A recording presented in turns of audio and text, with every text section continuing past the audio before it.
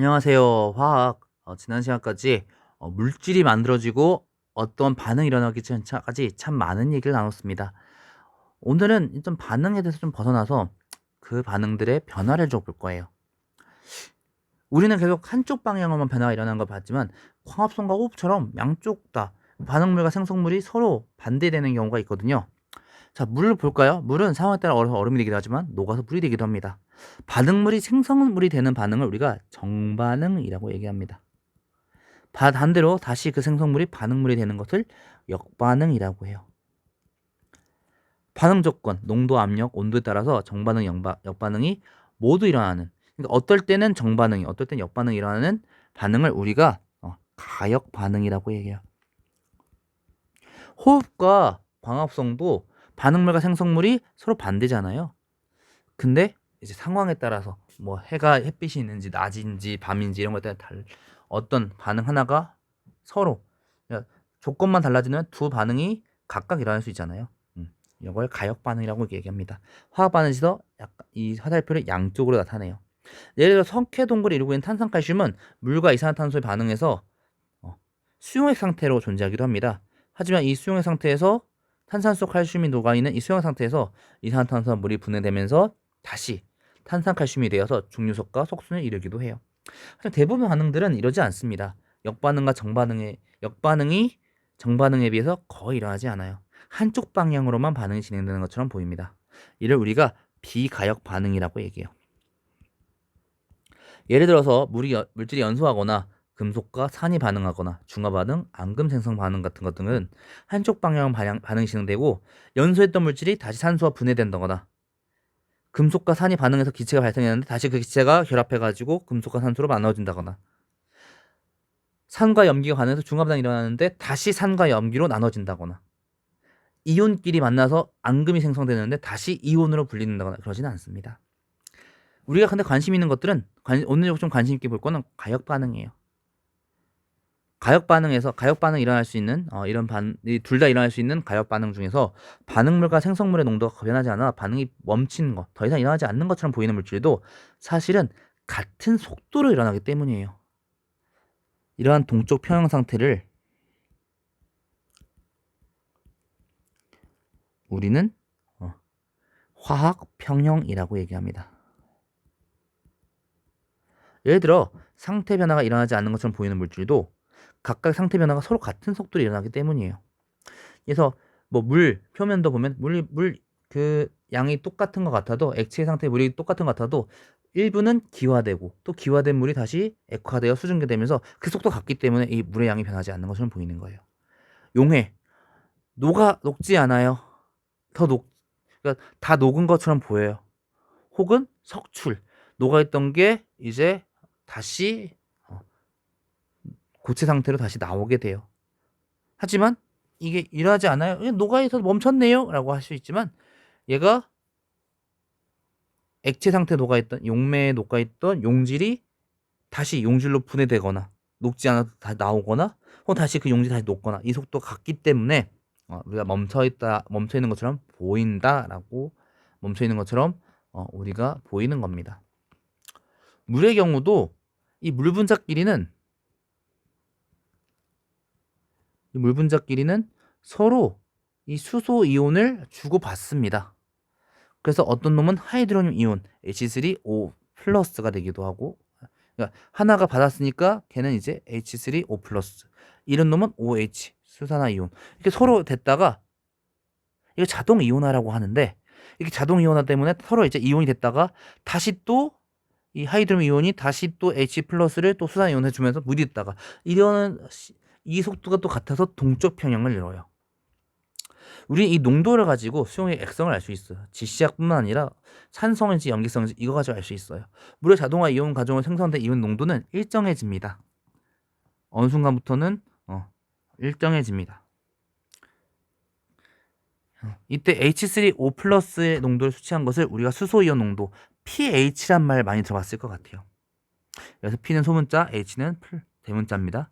값이 작을수록 이 H3O 플러스가 된 물의 농도가 많습니다를 얘기합니다.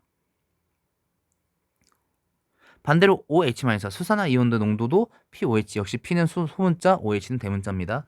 작을수록 농도가 짙은 걸 얘기해요. 25도의 순수한 중성물에서는 pH와 pOH 모두 7입니다. 또 농도가 같다는 걸 의미하죠. 하지만 농도의 곱도 일정한데요. 그래서 pH와 pOH 합인 14도 온도가 일정하다면 순수한 물뿐만 아니라 수용액도 같습니다. 하지만 이 순수한 물에서 뭔가 더 섞어서 수용액이 산성이 된다면 pH는 7보다 낮아지겠죠. H 플러스 이온이 많아지는 거잖아요. 그리고 pOH는 7보다 커질 겁니다. 반대로 수산화이온의 농도가 작은 거니까.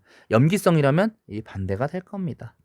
이 pH 농도 가지고 우리가 우리 주변 물질이 산성인지 염기성인지 중성이라면 7 이렇게 알 수 있는 거죠. 물의 자동 이온화 과정에서처럼 일정 온도에서 어떤 가역 반응이 평형 상태에 있을 때 이 농도의 곱과 생성물의 농도와 반응의 농도 곱은 일정합니다. 우리가 이걸 평형상수라고 얘기해요. 그 비를. 생성물들의 농도의 곱과 반응물 농도의 곱의 비를 평형상수라고 얘기해요. 그리고 현재 생성물 농도의 곱과 반응물 농도의 곱을 반응지수라고 얘기해요. 그 비를 반응지수라고 해요. 현재의 비를 반응지수. 그리고 평형 상태일 때의 곱의 비를 평형상수라고 합니다. 이 반응지수가 평형지수보다 작다면 생성물의 농도가 반응물의 농도보다 작은 거잖아요. 정반응이 더 많이 일어날 거예요. 같다면 동적 평형이 일어날 겁니다. 크다면 반응물의 농도가 생성물의 농도에 비해서 부족한 거니까 가역 반응이잖아요. 역반응이 더 많이 일어날 겁니다. 만약 평형 상태에서 농도, 압력, 온도 등의 반응 조건이 변하면 우리가 이제 변화를 주는 거예요. 정반응, 역반응 중에 하나가 우세하게 진행돼서 새로운 평형 상태에 도달하게 됩니다. 우리가 이거를 평형 이동이라고 얘기하고요. 그 평형 이동되는 방향은 어떤 방향이냐? 르샤틀리의 원리에 따라서 반응은 그 조건의 변화를 감소시키려는 방향으로 일어납니다. 농도가 증가했어요. 반응물의 농도가 증가했습니다. 그럼 반응물 농도가 감소하게 하기 위해서, 혹은 생성물 농도가 감소했어요. 증가하기 위해서 정반응이 우세하게 일어날 거예요. 반응물의 농도가 감소했습니다. 그럼 더 증가시키기 위해서 생성물 농도가 증가했습니다. 감소시키기 위해서 역반응이 더 우세하게 일어나게 될 거예요. 이때 평형상수, 이 농도의 곱의 비는 달라지지 않습니다. 온도가 증가한다면 이 온도를 흡수하는 반응이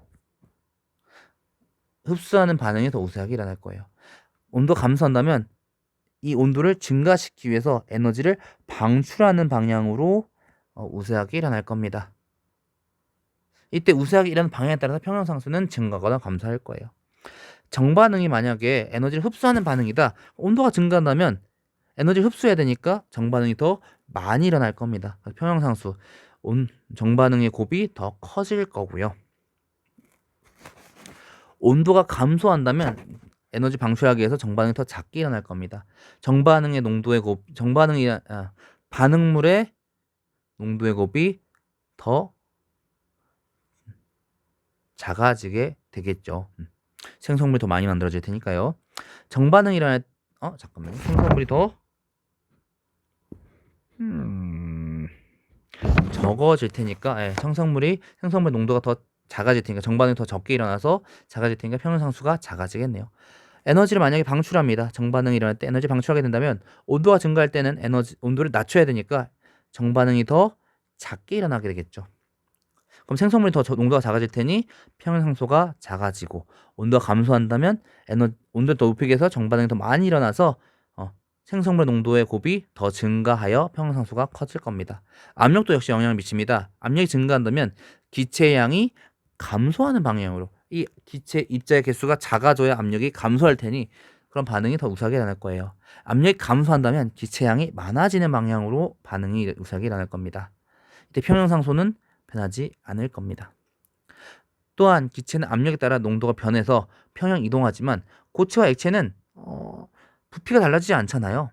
그래서 평형 이동하지 않을 겁니다. 만약 이 기체에 비활성 기체를 첨가하면은 부피는 증가했으니 압력이 감소할 거고요. 입자 개수는 그대로고 비활성 기체는 반응하지 않으니 압력은 감소할 거고 기체양이 증가하는 방향으로 반응이 일어나겠죠. 기체양이 변하지 않는 반응들은 농도가 변해도 평형이 이동하지 않을 겁니다. 이따가 얘기하겠지만 촉매는 이 반응이 얼마나 빨리 일어나는 거에만 영향을 미칩니다. 반응이 더 많이 일어나는 거, 어떤 방에 더 우수하게 일어나는 거 이런 거에는 영향을 주지 않아요. 그래서 평형 상태에서 생성물의 양은 촉매를 넣더라도 변하지 않고 평형 상태도 변하지 않습니다. 촉매 얘기가 나온 김에 반응 속도 얘기해 보자고요. 얼마나 빨리 일어나는가, 빠르게 일어나는가, 느려져 일어나는가의 정도를 우리는 반응 속도라고 얘기합니다. 반응 속도는 반응 시간에 따른 반응물의 농도의 감소량 혹은 생성물이 얼마나 농도가 증가하는가 그 증가량으로 구합니다. 만약 반응물의 농도가 클수록 단위 부피당 입자수가 많고 입자 사이 충돌이 많이 일어나다 보니까 반응 속도가 빨라지겠죠. 온도가 일정합니다. 기체 사이 반응에서 압력이 크다는 거 뭐니 얘기해요? 압력이 크다는 것은 온도가 일정한데 압력이 크다. 기체 분자수가 많다는 거잖아요. 충돌수 많겠죠. 반응 속도가 커질 겁니다. 반응물 고체입니다. 표면적이 높다는 건 뭐예요? 표면적이 높을수록 접촉 면적이 많고 역시 충돌 횟수가 많이 일어날 거예요. 반응이 더 빨리 일어나게 될 겁니다. 온도가 높다면 이 반응이 일어나는데 필요한 에너지보다 에너지를 더 많이 갖고 있는 분자들이 많을 겁니다. 반응 속도가 빨라집니다. 아까 앞서 얘기했던 촉매는 자신 소모되지 않으면서 반응 속도를 빠르게 혹은 느리게 변화시키는 물질을 얘기하는데요. 촉매는 이 필요한 에너지, 반응에는 필요한 에너지, 활성화 에너지 양을 변화시켜서 반응 속도를 변화시킵니다. 밑에 그림이 있을 거예요. 네, 그렇죠. 촉매가 있을 때, 없을 때 이 활성화 에너지 양이 달라집니다. 이 촉매는 반응에 관여하지만 반응 끝나면 일어나는 전 상태로 돌아가기 때문에 돌아갑니다. 반응 엔탈피, 이 필요한 에너지량을 변화시키진 않아요.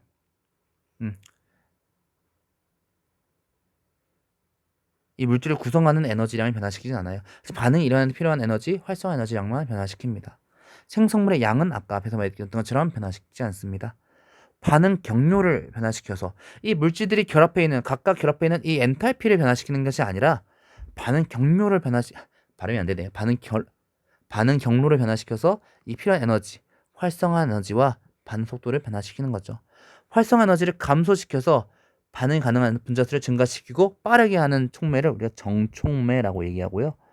반대로 반응이 좀 느리게 일어나도록 가능한 활성화 에너지가 갑자기 이 필요한 에너지가 크게 만들어져서 반응 가능한 분자수를 감소시키고 느리게 하는 촉매를 역촉매라고 얘기합니다.